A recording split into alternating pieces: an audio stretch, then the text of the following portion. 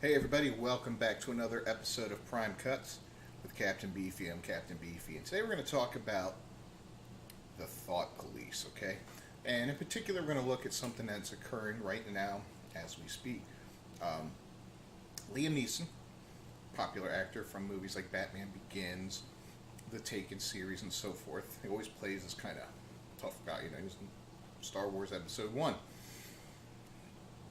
Liam Neeson recently stated that decades ago, I can't remember if it was 3 or 4 decades ago, somebody very close to him was raped, a woman friend. He never stated if it's his sister, girlfriend, wife, or whatever. And he found out through asking her that it was a black man that raped her. Now, Neeson was understandably upset, angry, enraged, however you want to look at it. I mean, as anybody would be to have somebody they love and care about hurt in that way. So he took a kosh, which is kind of like a blunt weapon. I think it's like a blackjack, to be honest, if I'm not mistaken. Kind of a hard leather stack, whatever. Um, and he said he walked around the pubs hoping that a black man would start trouble with him. And as he phrased it, a black bastard would try him and get him in a fight because he wanted to kill a black man for what happened. So we'll let that sink in for a minute. That was interesting. Interesting that in this political climate that he would come clean with this and talk about it and bring it up. And, in any climate, these are your own personal thoughts, angers, and whatnot. I mean, boom. So people are calling him a racist now. They're stating that he is a racist because of this situation, because of what he thought 30 or 40 years ago. They're calling. He had to cancel. He's got a new movie coming out, and he had to cancel some kind of event for it. He had a late night show that he was going on. I don't remember which one of these clowns he was going to be visiting with, and they canceled that. There's another movie that's in production right now, and people are asking that he be digitally removed from it, all because of what he thought and felt 30 or 40 years ago in a time of extreme stress, anger, and duress. Now, does he still harbor those feelings to this day? I think Michelle Rodriguez, I believe it was, went to bat for him and said there's no way. People, if he was a racist, it would have been revealed by now. He's not like he's a low-profile person. He's a high-profile Hollywood actor. Okay? He doesn't have a history of doing racist things or, making racist comments or anything like that. He had thoughts 30 or 40 years ago about hurting and possibly killing a black man because of what happened to somebody close to him. Now,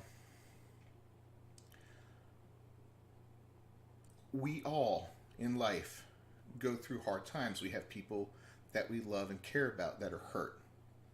And sometimes it causes anger. And sometimes we have a way to focus that anger. Maybe we know who the person was that hurt a friend of ours or someone we care about. And we can focus that anger towards that person. We can hate that person. We can be enraged. We can want to choke him to death and all that. But then there are times when you don't have a specific person that you can channel that anger to. And you end up with this displaced anger, I'm so angry and I'm so upset, but I have nowhere to focus it, nobody to focus it on. And sometimes it gets focused on the wrong people. Some people will take it home and they'll focus it on their children or their wife or their husband or whatever, this anger and whatnot. Some people will, like Liam Neeson, focus it on the demographic of person that hurt him. How many women hate men because of something that an ex-husband or boyfriend or something did to him? And they'll come right out and say, I hate men. I don't like men. Men are assholes. Well, pardon my language. I try to keep that out of it. But you know where I'm going with this. They'll hate that. So are they sexist because of that? I mean, is it the same thing? Think about 9/11. When the World Trade Center was hit by 2 jetliners and destroyed, and thousands of Americans were killed, and Muslim extremists took credit for this. I wonder how many people in this country, not even ones that lost family or friends that day. I wonder how many people hated Muslims that day and the next day. Now, of course, Muslim isn't being a race. Islam isn't a race, so it's not being a racist there, but it is still following the same path because it's a bigotry, right? So you can't focus it on the guys that did it because they're already dead. You know, they killed it. Now there's people behind them pulling the strings.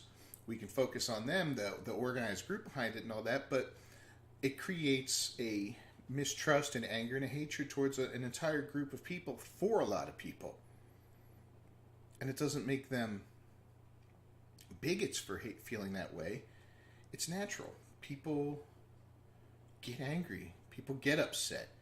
People hate sometimes. It's not healthy, but it happens. So Liam Neeson, I feel bad. I feel like, you know, this is an actor that I enjoy. He always plays this tough alpha male kind of guy on the screen. He's great. He's a blast. And I just feel like this could have been something that you could have kept to yourself or between you and your therapist or your close friends and family. I don't think this ever really needed to see the light of day. But, you know, the lynch mob is out there, the enraged lynch mob, the thought police are out there, and they're coming for him. And they're probably going to... They may not ruin his career, but you know damn well they're going to hurt it. And he's going to have some trouble recovering from this, much like Mel Gibson did after making anti-Semitic remarks years ago. You know, yeah, he's back to some degree, but he has never enjoyed the same level of success he did prior to those comments. So, you know, it's a real shame. It's a real shame, you know. And this is the type of thing that cheapens a word like racism. When everything is racist and everybody is a racist, then you can't see the true racism that's out there, and you become blind, and you look for it in every little thing. You look for it in every advertisement, movie, every slight, you know. Now all of a sudden it's become cheap, and you've taken the teeth out of the word. And I think as people, we need to stop doing that. We need to kind of think that, you know, there are situations out there where things occur that might be perceived one way, you know, but they're not really that way, you know. And we've seen enough false flags this year already.